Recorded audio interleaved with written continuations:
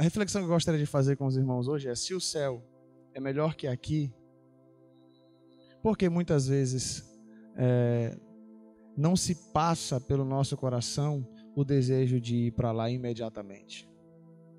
O céu é melhor que a terra, mas a gente sabe disso.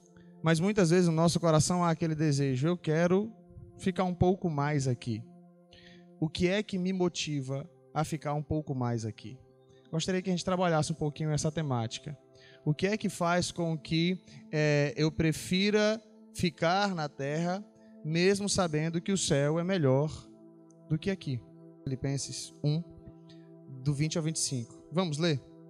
Diz assim a palavra do Senhor: aguardo ansiosamente e espero que em nada serei envergonhado. Ao contrário, com toda a determinação de sempre, também agora Cristo será engrandecido em meu corpo, quer pela vida, quer pela morte. Porque para mim o viver é Cristo e o morrer é lucro. Caso continue vivendo no corpo, terei fruto do meu trabalho, e já não terei o que escolher. Estou pressionado dos dois lados. Desejo partir e estar com Cristo, que é muito melhor. Contudo, é mais necessário, por causa de vocês, que eu permaneça no corpo. Convencido disso, sei que vou permanecer e continuar com todos vocês para o seu progresso e alegria na fé. A reflexão que eu fiz aqui no início, ao indagar-lhe sobre essa questão, tem tudo a ver com o que Paulo está vivendo, tem tudo a ver com o que Paulo está passando. Esses versos que nós lemos está gerando uma tensão em Paulo. Paulo está preso, né? Provavelmente em Roma, no seu primeiro aprisionamento. Se você for ler o livro de Atos, ele finaliza com Paulo preso, na prisão domiciliar, recebendo os amigos e irmãos em sua casa.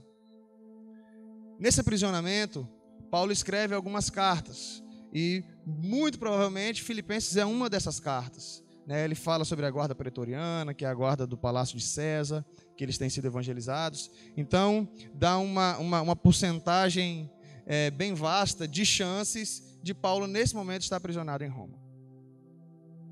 E Paulo, enquanto ele está preso, ele escreve uma carta muito alegre. A carta de Filipenses é considerada a carta da alegria. Cerca de 16 vezes Paulo menciona de maneira direta ou indireta o termo alegria, regozijo. Lá no capítulo 4, versículo 4, ele diz: alegrai-vos, outra vez vos digo, alegrai-vos. Um texto célebre que eu sempre falo aqui para os irmãos, aconselho muitos assim também. Versículo 6 e versículo 7, do capítulo 4 de Filipenses: não andem ansiosos por coisa alguma, mas fazer conhecido diante de Deus, por meio das vossas petições e súplicas, aquilo que vocês precisam. Estou parafraseando. Versículo 7, ele diz: sabe qual é a consequência disso? Na medida que você entrega tudo ao Senhor, não anda ansioso, a paz de Deus, que excede todo entendimento, guardará o vosso coração e a vossa mente em Cristo Jesus. Paulo escreve essas palavras preso. Paulo escreve essas palavras tendo a sua liberdade tolhida. E ele passa uma calma, uma tranquilidade aos irmãos, e ele diz: olha, as minhas cadeias têm servido para o progresso do Evangelho. As minhas cadeias têm servido para o crescimento do Evangelho. Aquilo que tem sido, na realidade, uma tribulação, um problema, tem servido para que a palavra do Senhor cresça, para que a palavra do Senhor se desenvolva. E isso também é motivo de alegria. Irmãos, nesse contexto, Paulo escreve essas palavras. E ele diz: para mim, o viver é Cristo e o morrer é lucro. Antes de entrar na razão pelo qual muitas vezes nós hesitamos no que diz respeito a esse assunto, eu gostaria de falar um pouquinho sobre a certeza que nós temos que o céu é melhor. A certeza que temos que morrer é lucro. Se você pega essa palavra assim, desconexa, um cristão certa vez falou: olha, morrer é lucro. Ela vai soar talvez estranha na mente de alguns, outros entendam. Não, ele está falando sobre o céu. Morrer é lucro. Se você entender que a gente está passando por dificuldades, se você entender que a gente passa por lutas, se a gente entender que aqui a gente passa por dores, no céu não vai ter nada disso. No céu não vai ter dor, no céu não vai ter tristeza, no céu não vai ter sofrimento. No céu vai ser uma alegria eterna. Então morrer é lucro nesse aspecto. Mas o que Paulo está falando é ainda muito mais profundo. Quando ele diz, porque para mim o viver é Cristo e o morrer é lucro. E aí no versículo 23, olha o que ele diz. Acompanhe comigo, Filipenses 1, verso 23. Estou pressionado dos dois lados. Desejo partir e estar com Cristo, o que é muito melhor. Irmãos, vamos trabalhar um pouquinho nessa definição. Morrer é lucro. Partir e estar com Cristo é infinitamente melhor. Quando Paulo exclama essa verdade, pode no mínimo gerar talvez um pensamento em alguém. Será que Paulo estava em depressão? Porque o desejar morrer, se alguém chegasse para você e falasse, eu quero morrer, você falava assim, vamos orar por você. Isso é depressão. Aí a gente vai eufemizar, né, ou suavizar essa palavra, aí a gente diz, eu quero partir e estar com Cristo. Ah não, aí é mais tranquilo. Aí soa de maneira mais palatável, mais suave aos ouvidos, né? O desejo de Paulo, há um sentimento real e profundo, por entender que o céu é melhor, de estar com Cristo. Ah, mas Paulo estava preso, ok. Ah, Paulo estava passando por dificuldades, ok. Eu não consigo enxergar que o motivo pelo qual fazia com que Paulo desejasse estar com Cristo era simplesmente as aflições. É claro que as aflições pesam bastante, ele vai falar isso também em outra passagem, porque o peso, as dificuldades, as lutas fazem com que a glória seja ainda mais prazerosa, gera em nós um eterno peso de glória, as aflições, as tribulações. Quanto mais tribulação e mais dificuldades eu passo aqui, mais o céu será glorioso para mim. Mas eu creio que é mais profundo do que isso, o que faz com que Paulo deseje partir, ou sinta esse desejo. E o que é que me faz entender isso? A sua primeira frase, porque para mim o viver é Cristo e o morrer é lucro. O viver para Paulo não é o viver que muitas vezes nós praticamos.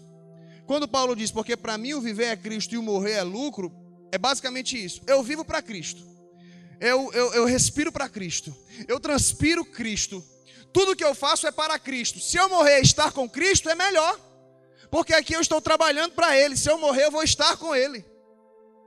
Se a gente começar a entender o raciocínio de Paulo, a lógica de Paulo, aquilo que ele fala sobre o desejo de estar com o Senhor, o desejo pela presença do Senhor, é algo que nós precisamos ansiar. O estar com Cristo. E por que muitas vezes a gente não anseia? É exatamente no segundo ponto. E o que eu consigo observar na vida de Paulo é exatamente o saber que o céu é melhor, mas o não desejar ir agora. O ficar em aperto. Eu sei que estar com Cristo é melhor, mas eu ficarei. Irmãos, a gente precisa ter uma reflexão.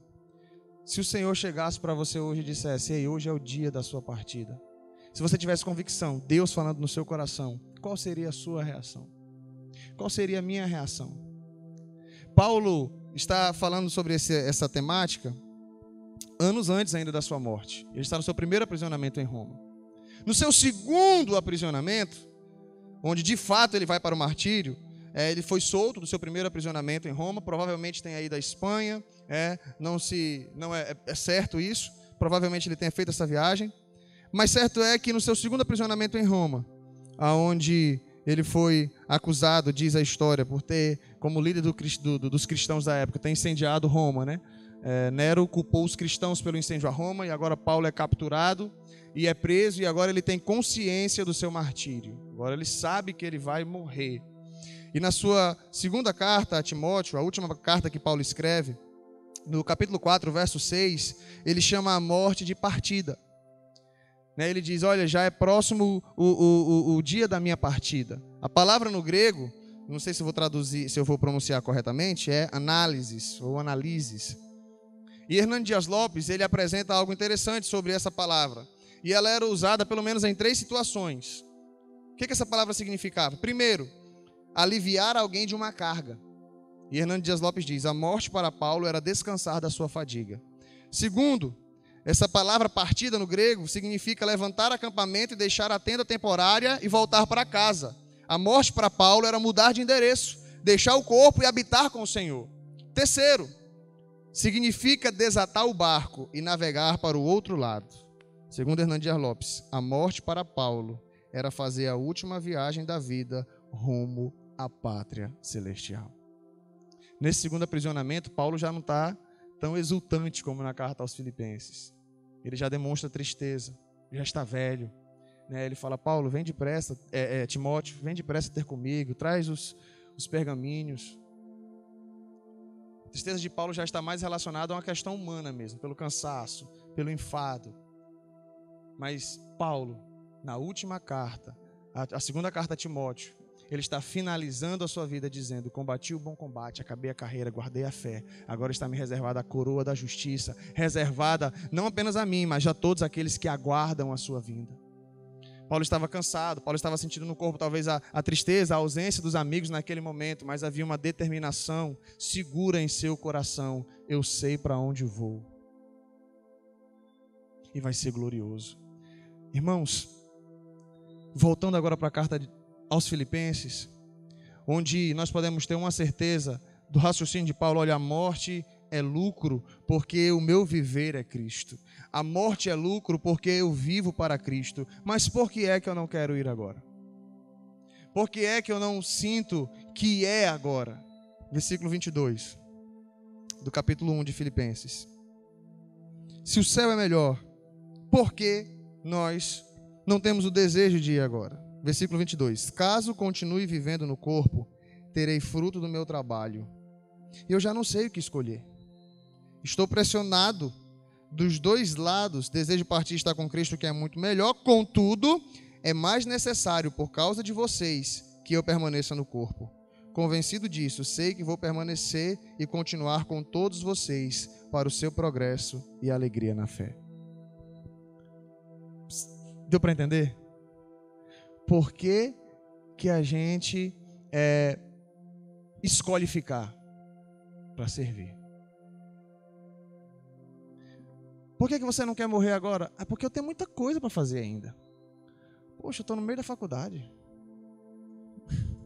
Por que você não quer morrer? Eu quero experimentar, eu quero ter aquela sensação da maternidade, a mulher fala. Ou o homem, eu quero ter a sensação de ser pai. Mas... Aí eu lembro da ministração do Vilas Boas, né? Sobre aquela música lá. Marcos apresentou umas músicas lá para mim do Vilas Boas, do Alessandro Vilas Boas. Aí tem a ministração dele, aquela canção, eu não quero ver no céu outra chuva, queremos ver Yeshua, né? Senhor, nós não queremos casar primeiro, né? Nós queremos que o Senhor venha, que tu venhas buscar a tua igreja, que o Senhor venha buscar o teu povo. Por que que você não quer ir agora? Poxa, eu quero ver meus filhos se formarem. Por que que você não quer ir agora? Tem tanta coisa aqui ainda para a gente desfrutar. De duas uma. O fato de não desejar ir para o céu agora, primeiro, ou você está correto na sua motivação em servir, ou o fato que você levantou a mão no começo, né? De dizer, acreditar que o céu é melhor que a terra, é uma mentira. Porque se o meu desejo em não partir agora é essas motivações que eu acabei de lhes falar, é porque eu quero casar, porque eu quero ser mãe, porque eu quero ser pai, porque eu quero passar na faculdade, então eu não quero ir agora por causa disso, o que eu estou dizendo é, a sensação do casamento é melhor que o céu.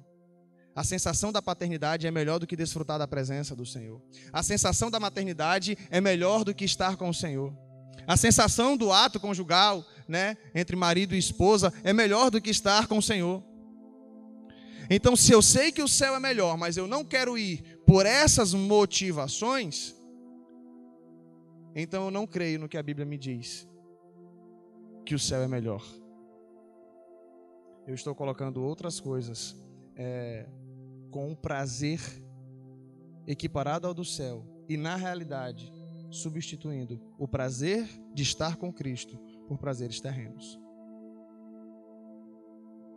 Mas então, se o céu é melhor e a gente, para ter uma consciência legal, não vai se jogar na frente de uma arma, né? Não vai se jogar na frente de um carro para ir para o céu. Mas se eu sei que o céu é melhor, por que eu ainda estou vivendo aqui? Não, eu não estou com depressão não, eu só quero ir para um lugar onde é melhor. Amados, o que é que faz com que Paulo deseje ficar? O serviço. Ele diz, olha, eu estou em aperto. Versículo 22. Caso eu continue vivendo no corpo, eu terei o fruto do meu trabalho. Ou seja, caso eu continue vivo, caso eu não morra agora, eu estou preso. Claro, o primeiro aprisionamento dele em Roma. E de fato ele foi solto. Ele falou, olha, caso eu continue vivendo no corpo, terei fruto do meu trabalho e já não sei o que escolher. Estou pressionado dos dois lados. Partir e estar com Cristo, que é muito melhor. Contudo, é mais necessário, por causa de vocês, que eu permaneça no corpo, convencido disso. Sei que vou permanecer e continuar com todos vocês para o seu progresso e alegria na fé. A única coisa que nos segura nessa terra e que nos faz estar em paz com essa sensação, com essa intenção. Eu sei que o céu é melhor, mas eu não vou partir agora. Até porque eu só vou na hora que o Senhor quiser me levar. Mas enquanto eu estiver aqui, eu vou viver para servir. Deu para entender esse raciocínio? É o raciocínio bíblico, raciocínio de Paulo. Amém? Agora você vai sair daqui hoje com um desafio. A pregação não está acabando não, vou continuar. Sabe qual é o desafio? É de viver segundo essa verdade que acabou de ser explanada. Como assim, pastor?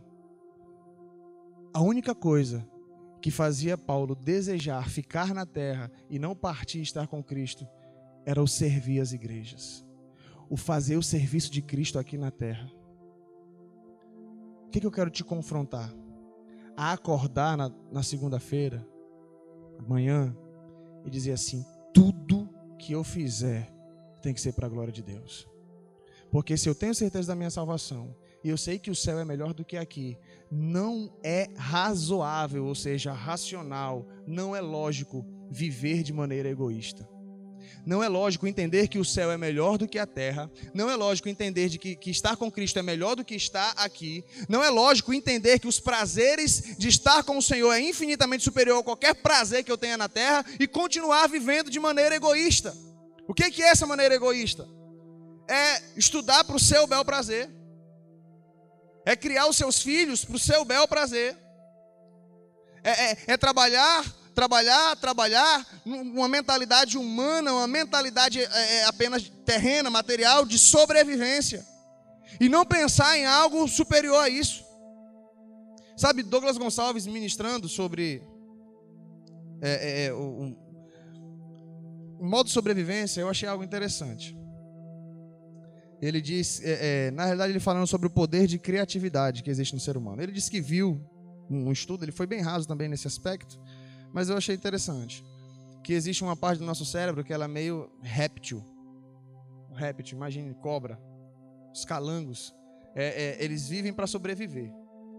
É uma tensão, qualquer hora alguém vai vir, vai pisar em mim, vai se levantar, então eles já vivem na defensiva. O calango foge, a serpente ela vai tentar se defender atacando. Eles vivem assim, é uma tensão. Tem gente que vive assim.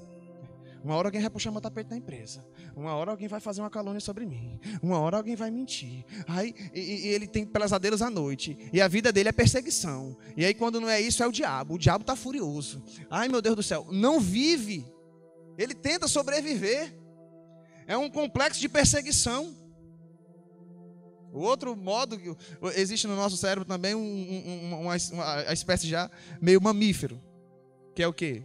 Não. Só aquele pensamento de deu a luz, eu vou amamentar. Tem? Aquela mãe e o pai que ele vive em função da sua cria. Você vive para quê? Eu vivo para dar um futuro para os meus filhos. Eu vivo para isso. É um método de proteção, mas é um aspecto de sobrevivência. A pessoa não vive, ela sobrevive. Eu estou montando empresa, estou fazendo isso para quê? É para deixar algo para os meus filhos. Eu estou fazendo isso para deixar algo para a geração que vai... É método de sobrevivência. Eu não consigo desfrutar de nada, eu não tenho algo maior do que simplesmente algo terreno. Qual deve ser a mentalidade correta? Eu devo viver, não sobreviver. Uma vez eu gostava muito de comer, chegava, mas isso aí está um processo, né, de evolução. Minha mãe, meu filho, a gente come para viver, a gente não vive para comer. É o contrário. E isso vale na nossa vida. Isso vale nesse aspecto espiritual. Tem gente que acha que vive para trabalhar, vive para... Não, mas já tem suficiente. Não, mas eu tenho que juntar e comprar isso e nutrir aquilo. E vive para isso. Não consegue desfrutar nem daquilo que tem juntado. Mas o que eu gostaria de fazer a gente refletir é um pouco mais profundo. Se eu não vou partir agora, é porque o Senhor ainda quer que eu esteja aqui por algum motivo. Que motivo é esse? Granjear bens, trabalhar que nem um condenado, de segunda a segunda, acabar com o meu corpo, que é o templo do Espírito Santo, e morrer mais cedo, sem cumprir o propósito de Deus, sem cumprir aquilo que Deus queria de mim.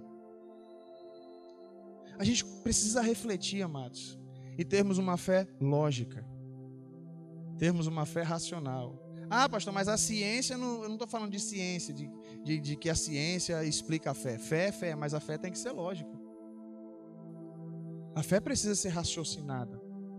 Eu preciso compreender. Aí eu vou entrar aqui no aspecto. Mas, pastor, então as pessoas que de repente se suicidam, elas estão certas? Estão erradas. Por quê? Porque o suicídio é egoísmo. O que ele quer é acabar com o sofrimento dele. É pecado. Ah, eu quero. Ele só está pensando nele, não está pensando em ninguém. Eu quero acabar com o meu sofrimento, porque a morte, não sei nem se alguns pensam em Deus. Não sei, não cheguei a estudar o pensamento de um suicida ainda. Mas por meio das cartas, com certeza os psicanalistas já têm aí algumas definições. Mas o que ele quer é acabar com aquela dor, o que ele quer é acabar com aquele sofrimento. Talvez alguns pensem, eu vou para a eternidade, vou estar com Deus. Talvez outros pensem, o que eu quero é só a morte, o que eu quero é só acabar com esse sofrimento. Isso é egoísmo. Isso é um pensamento próprio, por isso é pecado. Aí Paulo, que não está em depressão, claro, mas ele sabe que o partir e estar com Cristo é melhor. Então por que eu não vou, ou por que eu não desejo morrer? Porque eu estou aqui para servir. E enquanto aqui eu estiver, eu vou fazer valer aquilo que o Senhor quer de mim. Enquanto aqui você estiver, faça valer aquilo que o Senhor quer de você. Aí o que Paulo está dizendo é, eu sei que para o bem de vocês, para o seu progresso na fé, é importante que eu fique. É necessário que eu fique. E eu tenho essa convicção de que eu não vou morrer agora. Eu tenho essa convicção de que eu não vou partir agora. Agora, a mentalidade de Paulo era muito certa, muito convicta. Olha, se o Senhor quiser me levar, glória a Deus. Se o Senhor quiser que eu fique, glória a Deus. Para mim o viver é Cristo e o morrer é lucro. Nós não estamos muitas vezes acostumados com esse entendimento. Nós não estamos acostumados com essa mentalidade. A gente precisa, irmãos, ter expectativa de eternidade. Ao entender que o céu é melhor e Jesus pode em qualquer momento buscar a sua igreja. Mas se o estar com Cristo for também passar pela morte, esteja preparado para isso. No dia que eu fechar os meus olhos aqui, eu tenho uma certeza. Eu vou abrir ao lado de Cristo. E enquanto seus olhos estiverem abertos aqui na terra, pastor, eu quero viver para servir ao Senhor. Porque do contrário, não faz sentido. Sabe, eu não sei como você tem levado a sua vida. Estou falando aqui para crentes e descrentes. Estou falando aqui para membros dessa igreja e para quem está nos visitando. Às vezes a gente sai de casa, coloca a Bíblia debaixo do braço. Quando não coloca a Bíblia debaixo do braço, mas tem ela no aplicativo do celular, né? Chega aqui, abre, lê a Bíblia, canta os louvores. Mas muitas vezes a gente faz tudo isso com um propósito egoísta. Eu quero me sentir bem. Por que é que você foi na igreja? Porque eu quero me sentir bem. Eu quero ver os louvores, quero acalmar a minha alma, eu quero acalmar o meu ego. Isso é um motivo nobre? Beleza, ótimo, ok. Mas se limita a isso? A sua adoração a Deus se limita a se sentir bem? Por muitos momentos Paulo não se sentiu bem. Foi apedrejado, passou por naufrágios, passou por perseguição. Estou falando de Paulo aqui porque é o apóstolo em questão, mas e todos os outros que morreram martirizados? O único que teve morte natural dizem que foi João, e mesmo assim porque sobreviveu a uma tentativa bem pesada de morte. Irmãos, a gente precisa entender que se nós estamos respirando, se você está me ouvindo, se eu estou aqui falando, é porque o Senhor tem um propósito para as nossas vidas muito maior do que o método de sobrevivência. o Senhor tem um propósito para as nossas vidas muito maior do que comer, beber, dormir e trabalhar. Comer, beber, dormir e trabalhar. A minha alma não está muito boa, vou para a igreja para tentar satisfazer e melhorar. E aí na segunda-feira eu volto a fazer tudo o normal, porque no domingo eu acalmei o meu espírito. O Senhor conta comigo e com você para fazer muito mais do que nós temos feito. Você se preocupa tanto com o trabalho, né? Você se preocupa tanto com o alimento. A gente tem falado sobre isso. Visão no reino é confiar no Senhor, é descansar nele. A provisão é dele, o suprimento é ele que vai dar. Ah, pastor, está mandando todo mundo sair do emprego. Os irmãos sabem, a gente tem falado sobre isso. Não é disso que eu estou falando. É de colocar o seu emprego ou a função do seu emprego, né? A minha remuneração em segundo plano. O meu emprego é o meu campo missionário. Eu preciso do meu emprego. Para quê? Para sustentar minha família? Não. Para fazer missões. Em segundo lugar, para a sustentação da minha família. Eu preciso do meu emprego, por quê? Porque essas pessoas, foi Deus que colocou na minha vida para cuidar delas, de modo espiritual, tratar delas, investir na vida delas. É só para isso o seu emprego? Não, essa é a prioridade. E depois, como consequência, é o meu sustento, é a provisão que o Senhor me deu para que eu possa também sobreviver nessa terra. Mas eu vivo por algo maior, eu vivo por algo muito mais profundo, e era essa a concepção de Paulo. Eu estou aqui e eu vivo para Cristo, o meu viver é Cristo, e se você morrer, é lucro. Eu vivo para Cristo, tudo que eu faço é para Ele, tudo que eu faço é em vistas para a glória dEle, para que Ele seja exaltado, para que Ele seja glorificado, e no dia que eu morrer, eu vou estar com Ele, glorificando e exaltando por toda a eternidade, mais perto do que agora. Esse é o entendimento lógico do que é ser cristão. Esse é o entendimento prático da nossa fé. Se todos nós pensássemos assim, eu vou lhe dizer uma coisa. Talvez todo mundo não, porque a palavra já mostra a escatologia, né? Alguns vão para o céu e outros para o inferno.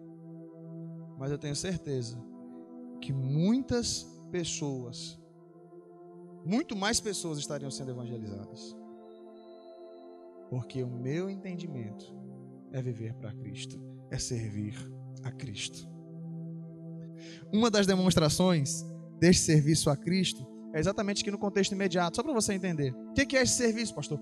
Seja mais preciso nesse serviço. Capítulo 2, Paulo está dizendo aqui, olha, não tenho em vista o que é propriamente seu, mas aquilo que é do outro. Nada façais por ambição egoísta ou por vanglória, mas tenha o outro, tenha o seu irmão como superior a você mesmo.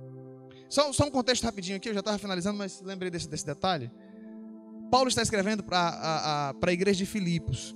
Lá em Atos 16, a igreja de Filipos foi formada. E lá, pelo menos 3 membros ingressaram na igreja de Filipos. Quais são eles? Primeiro membro, Lídia, vendedora de púrpura.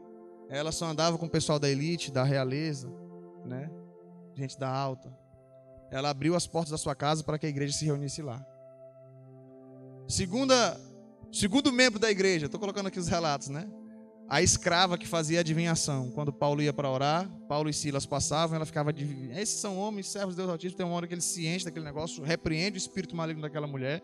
Aquela mulher é liberta, salva. Por inferência, a gente crê então que ela foi discipulada, cuidada e passou a fazer parte da igreja de Filipos.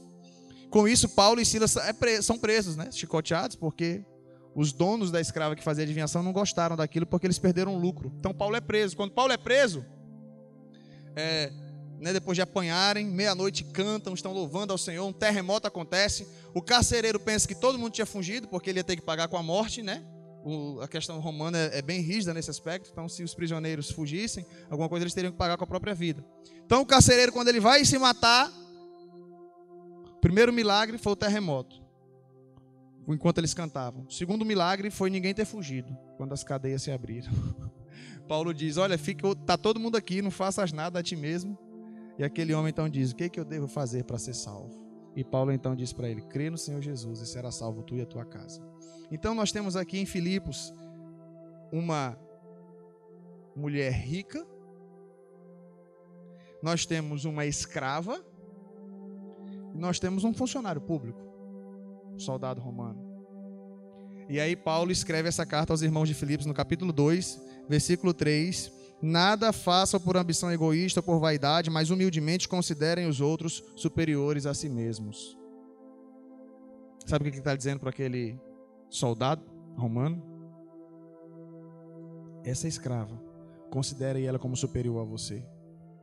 A Lídia, mulher rica, vendedora, empreendedora, essa escrava Lídia, considere ela superior a você.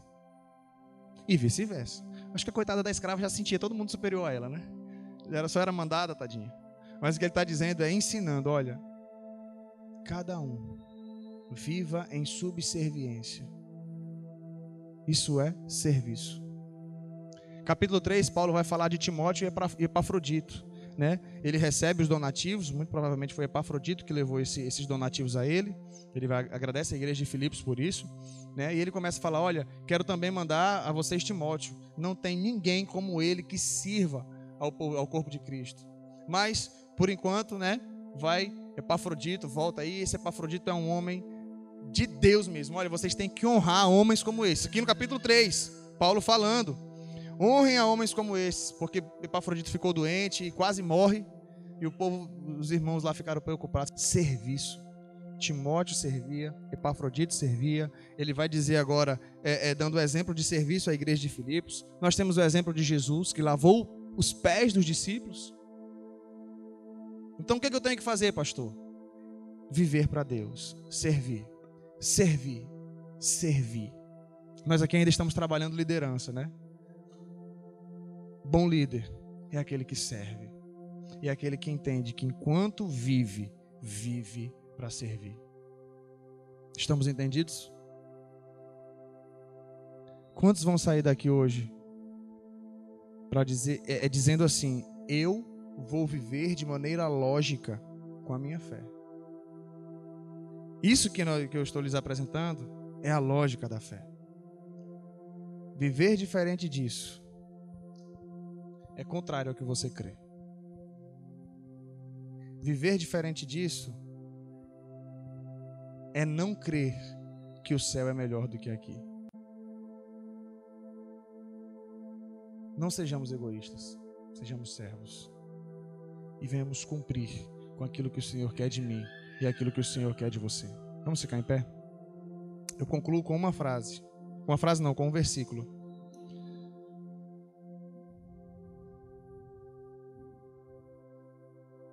Romanos 14:8, Paulo diz: se vivemos, vivemos para o Senhor.